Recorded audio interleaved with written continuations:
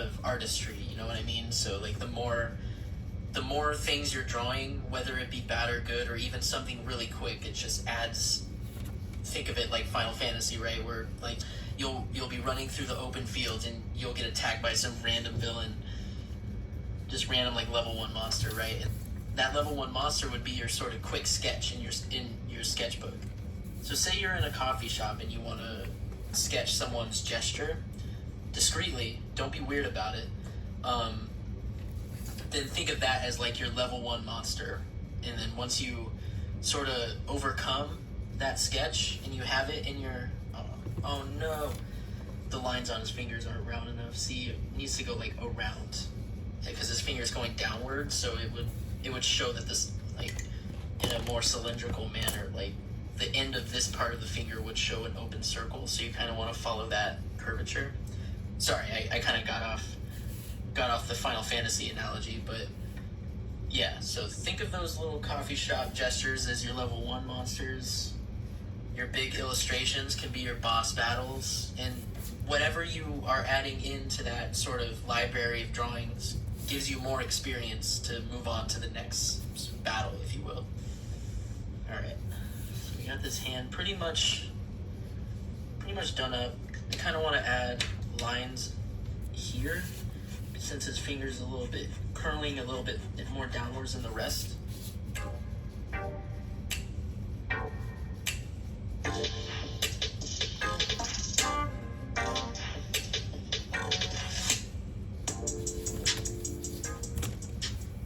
Since his head is kind of face downward, there's a really hard sort of curve happening right here.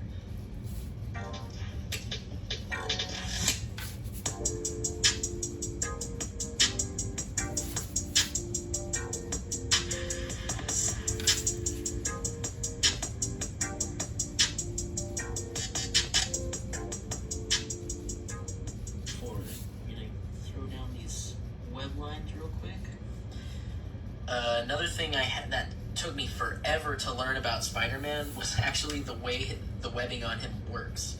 So you do have to think of it like, honestly, it seems like a no-brainer, right? Is just put a spider web on his head, but it took me so long to, for some reason, be able to figure that out, that it was just, if I took a spider web and placed it on his face, it would then wrap around. So how a spider web works is it has, you know, that shape, and so it would be going around his head, and then the webbing would be running down into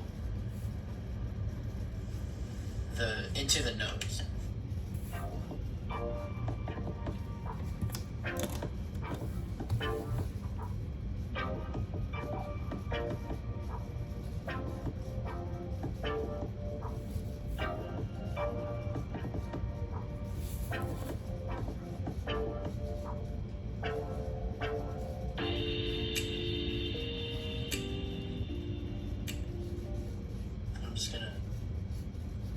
Freehand it.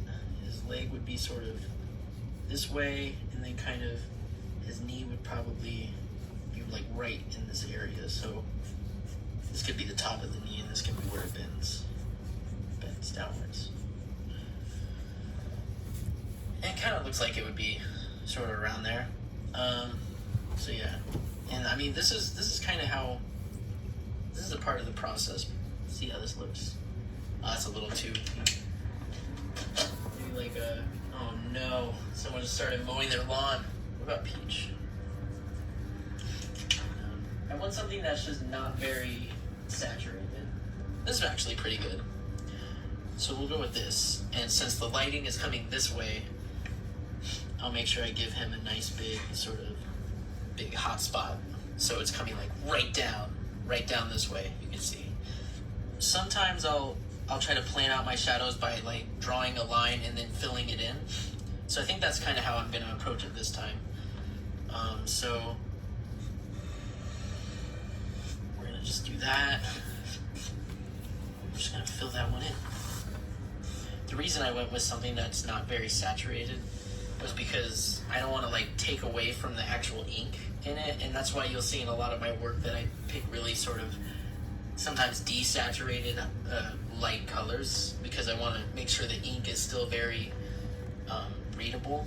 You want to sculpt out the shapes with the lighting, and that's kind of how I approach coloring pieces in general.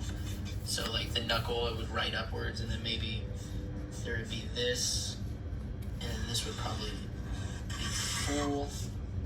fully colored red, seeing as it's turning down this way. Same with this knuckle. You can see they're a little not in the same area, but that's alright. Since the lighting is hitting this finger, you want to just give it an indication that it's wrapping around by adding shadow on one side. And then I'll fully color in this one. This one would be casted fully in shadow, so you don't have to really worry about kind of sculpting out light with it. Same with kind of this part of the hand, seeing as it's being turned away from the light, like you can see here, half of it would be sort of gradually casted in shadow. So I think I'll cut it off here. And then it has the light, and then you have to kind of indicate that the hand is sort of turned by adding that.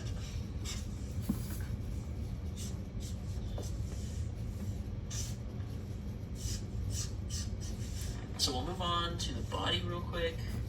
So this part is going to be blue, and this part's going to be blue, and this part. So I want to do this hand, and if it's kind of being hit by the light right there, that means I want it to turn downwards this way, because it's being hit like this right now. So with the hand, you can see the shadow is kind of hitting this side. So you want to color it this way. I didn't even plan to be using my hand as a reference, but it just so happens the light is on this side, and like, see, life just works out sometimes.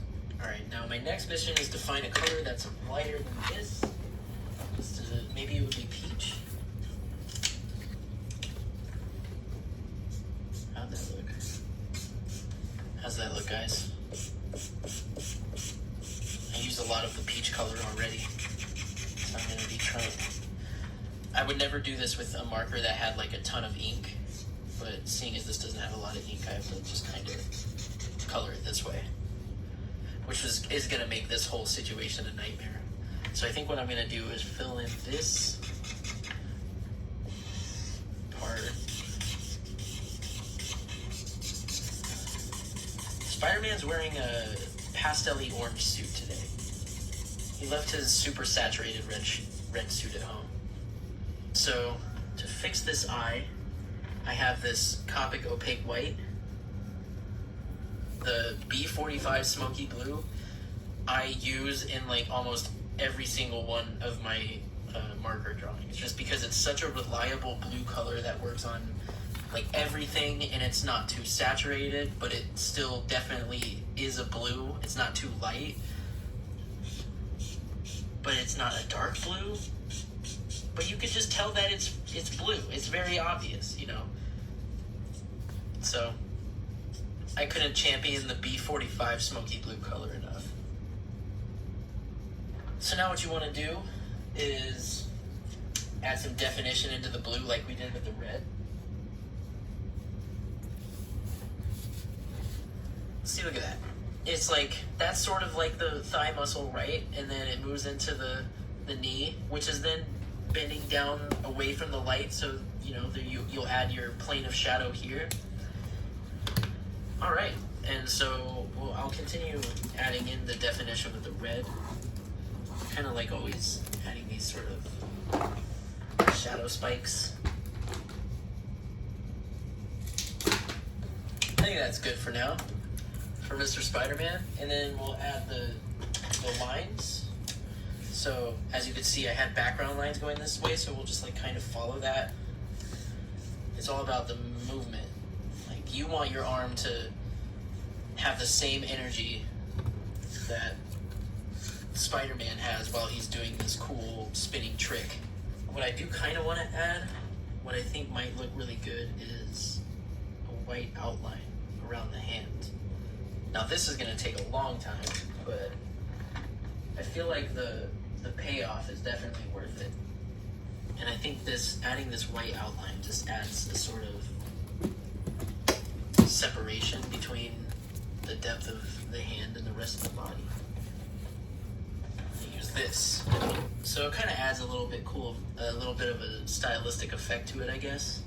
Sign it and call it a day.